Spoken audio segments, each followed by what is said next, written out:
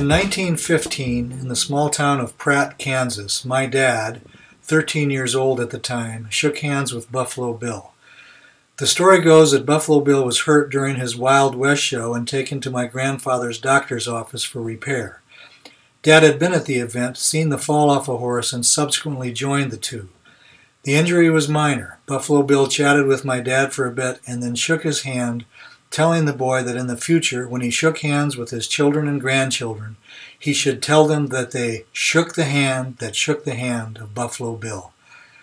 35 years later, let's call it exact, Dad shook my hand and gave me the shook the hand that shook the hand speech. I was 7 years old. I was and am impressed. Buffalo Bill Cody may have been the world's greatest equestrian. He was a scout, buffalo hunter, Pony Express rider, showman, and marketer. He knew Custer and Sitting Bull and lived in the era of Wild Bill Hickok and other famous gamblers, outlaws, and lawmen. He took his Wild West show all over the United States as well as places in Mexico, Canada, and Europe. He brought with him cowboys, Indians, guns, railroad trains, stagecoaches, teepees, mules, bison, and most of all, horses. He recreated one of America's most important histories, that of the Plains, whose major players, Indians, cowboys, bison, and horses, had been rapidly disappearing during the decades of his shows. The plains and prairies where Buffalo Bill spent much of his time hold important American history. If one creates a circle on a map with the point on Rapid City, South Dakota, and the pencil on Cody, Wyoming, the area will encompass the battlefield where Custer made his last stand, Indian sacred areas of the Black Hills and the Badlands, and sacred rocks including Devil's Tower and Bear Butte. A long part of the Oregon Trail traverses through Nebraska and Wyoming and includes the landmarks of Chimney Rock, Independence Rock, Split Rock, and almost touches the famous South Pass. Many U.S. forts including Fetterman, Laramie, Meade, and Kearney are represented. Rushmore and the Indian counter of Crazy Horse Memorial are placed near the center, as is Deadwood, where Hickok was killed and buried. The circumference just misses Golden, Colorado, the location of Buffalo Bill's gravesite. It does capture a small part of a large Lakota Indian reservation and includes small herds of wild Mustang horses, some genetically related to those brought to New Spain by Cortez. Is it possible that this small circle on a map contains so many important historical sites relating to U.S. Western expansion in the 1800s? Today, many of the Indians are suffering and confined to reservations. A few buffalo roam around the state and national parks. A few real cowboys follow the rodeo circuits. There are cattle and sheep. Prairie winds persist. The plains history that Buffalo Bill knew is gone, with only Mustangs remaining. Arriving in North America in the 1500s, they changed life on the prairie forever. But their time may be numbered, and with that, the tie to our past in that region will be lost. Buffalo Bill, responsible in part for the devastation of the buffalo, would roll in his grave knowing that we are giving up on these horses.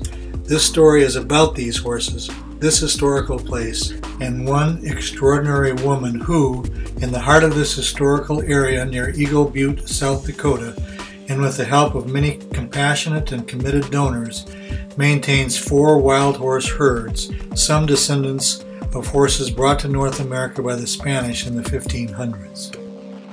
Questions regarding wild horse management are: do we have enough land to hold these animals? Do we have enough money to manage them?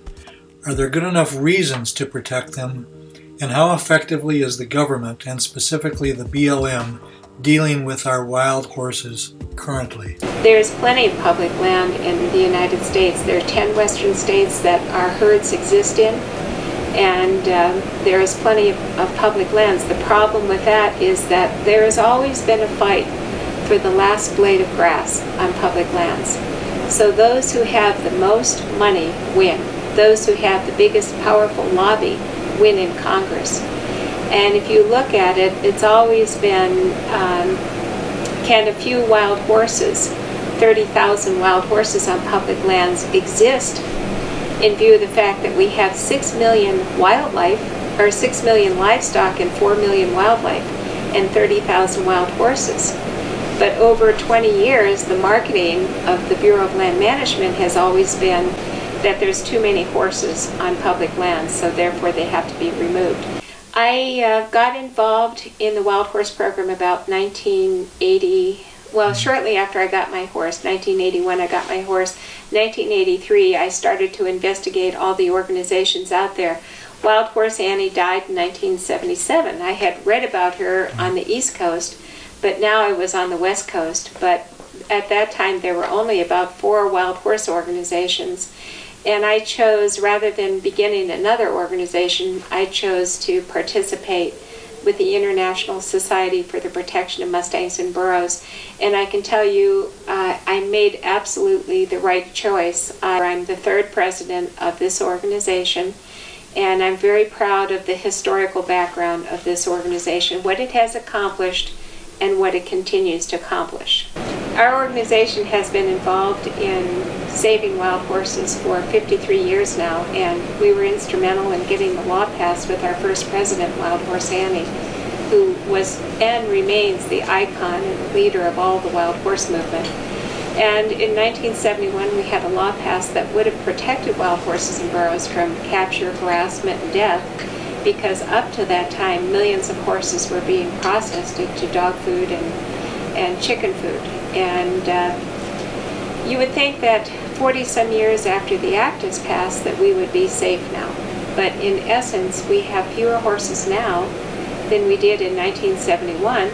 We started out with 303 herds. We now are down to 175 herds.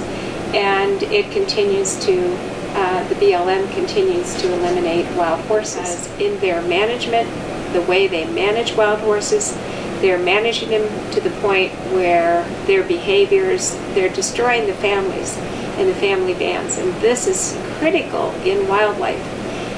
Wild horses are very much like elephants, and they live together in families, they live together in harmony and balance.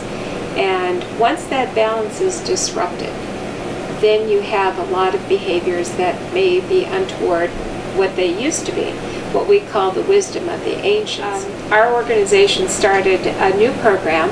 We were responsible in the past for 3 major events in the wild horse program. As I said, we were responsible for the passage of the 1971 law, which protects wild horses and burros. And then we were also responsible for the adoption program. And we created the adoption program in 1969. And gave it to the Bureau of Land Management in 1976, and since that time they've adopted out over 200,000 wild horses.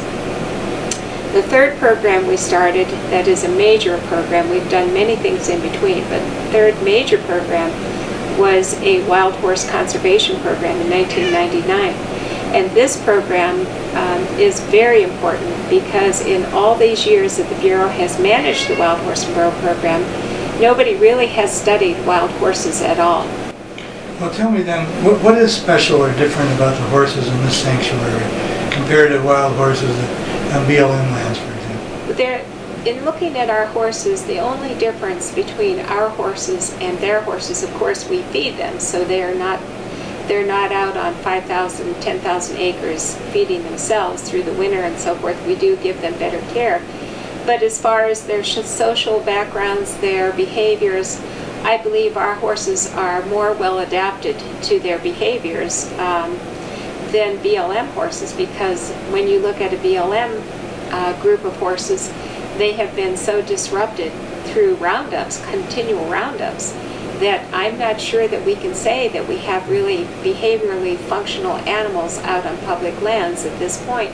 That's what the most important thing about our project here, and the reason that it's so critical. These horses are just not any horses. 2 of our herds are so behaviorally healthy, and the reason being is because when we got them, they hadn't been gathered and managed in over 50 years. So it gave us true insight into the true nature of wild horses before they have been massively manipulated and families destroyed. And the thing that I noticed about the horses are that they're extremely intelligent, and now with DNA testing, and our geneticist, Dr. Gus Cothran out of Texas A&M, has stated that wild horses have more diversity in their bloodlines compared to any particular breed of horse in the United States. Are these horses utilitarian people say they don't do anything, or they're not productive, or they don't make money. Do you care about that? I think when you equate money into everything that we have in the world, if it doesn't make money, we're losing the really aesthetic and beauty of the world. These horses can do anything in the world. The most important thing is they are such a historic part of our country, because once wild horses are gone, they'll never ever be duplicated again. It's taken over 500 years for those horses to be wild and continue to live as their ancestral relatives lived. Had we not domesticated the horse 6,000 years ago, the horse may have been eaten as a food source and might be gone today. But because it has been connected to humankind, they have been the soul. They are connected to our souls for eons of time. They've helped us develop history. Without the horse, we wouldn't be where we are today. What disappoints me is that I believe that we live in a throwaway society today. Everything is disposable, including anything that we don't need any longer. Do the individual Mustangs have certain personality characteristics that stand out? Can you tell individuals? When you look at any horse, no matter where they are, I'm sure this is, and I've had plenty of domestic horses in my mind, just like people, every horse has a personality. There are some that are humorous, there are some that are timid, there are some that are assertive. So they mimic pretty much the same type of personalities that you see in human beings. So do horses have healing powers? I believe that ever since the ages of human connection to any horse, that there has been definitely healing powers. You look at the connection, the partnership that you have even in wars where people have fought with these horses. The horses were so well trained that they would come back to pick up a wounded rider. They were taught to get down on their knees to be able to help a wounded rider. So the connection, there's just such a strong connection. What I've noticed on my own is that many people who have alcohol and drug problems, often when they come out here, they're transformed by working with horses. We're ready to do tourism. We're ready to have tourism begin to help us be financially self-sustaining. So this tourism idea, what's your vision? That people come and look at the horses? They're not going to ride the horses, obviously. Well, we have such a very big tourism plan that we hope to expand, where people will be able to come. When they walk into our center that we want to create, we want them to walk in a time that doesn't exist anymore. We want them to walk into a time that is about 200 years ago, when horses and buffalo roamed the western rangelands. And so that, with that in mind, this is how we're going to create what they're going to see. The interesting thing, when people come to our place to look at our horses, you see all natural behaviors that you don't see in sanctuaries. Because in sanctuaries, they're all gelded or they're all mares, and they're not living together in families. So here you come and you actually see natural behaviors. This is what I think really transforms people when they can come, just like going to Africa. When you go to Africa and view all those animals there living in their natural habitat, and you see them in their natural ways, it's very exciting to be able to watch that. It's very exciting for people in the West to be able to come here, see the West as it once was, that doesn't exist anymore.